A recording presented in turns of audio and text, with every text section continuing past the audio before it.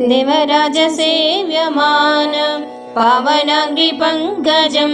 व्याळयज्ञसूत्रमिन्दुशेखरं कृपाकरं नारदादियोगिवृन्द वन्दितं दिगम्बरं काशिकापुरादिनाथकालभैरवं भजे काशिकापुरादिनाथकालभैरवं भजे भानुकोटिभास्वरं भवाब्धितारकं परं नीलकण्ठमीप्सितार्थदायकं त्रिलोचनं कालकालमम्बुजाक्षमक्षशूलमक्षरं काशिकापुरादिनाथकालभैरवं भजे काशिकापुरादिनाथकालभैरवं भजे शूलडङ्गपाशदण्ड पाणिमादिकारणं श्यामकायमादिदेवमक्षरं निरामयं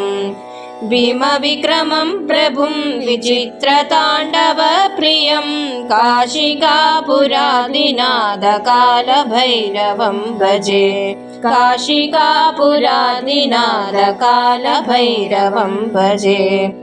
भुक्तिमुक्तिदायकं प्रशस्तचारुविग्रहं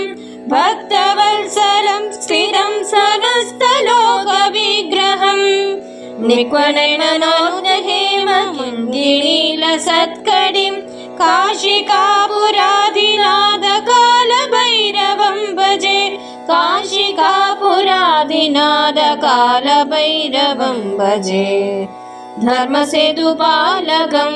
धर्ममार्गनाशकं कर्मपाशमोक्षकं सुशर्मदायकं विभुं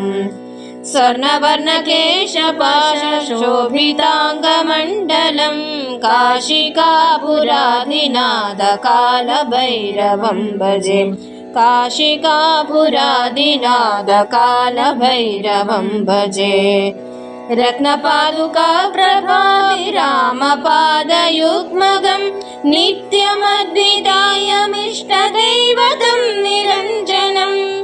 मृत्युदर्पनाशनं कराळदंशमोक्षदं काशिकापुरादिनाथकालभैरवं भजे काशिकापुरादिनाथकालभैरवं भजे अट्टहासभिन्नपद्मजाडकोशसन्ततिं दृष्टिपादनष्टपापजालमृगशासनम् अष्टसिद्धिदायकं कपालमालिकधरं काशिकापुरादिनाथकालभैरवं भजे काशिकापुरादिनाथकालभैरवं भजे भूतसङ्गनायकं विशालकीर्तिदायकं काशीवासिलोकपुण्यपापशोधकं विभुं नीतिमार्गकोविदं पुरातनं जगत्पतिं काशिकापुरादिनाथकालभैरवं भजे काशिकापुरादिनाथकालभैरवं भजे कालभैरवाष्टकं पठन्ति ये मनोहरं ज्ञानमुक्तिसाधकं विचित्रपुण्यवर्धनं शोकमोहलोहदैन्यकोपतापनाशनं ते प्रयान्ति कालभैरवाङ्घ्रिसन्निधिं ध्रुवं ते प्रयान्ति कालभैरवाङ्घ्रिसन्निधिं ध्रुवं ते प्रयान्ति कालभैरवाङ्घ्रिसन्निधिं ध्रुवम्।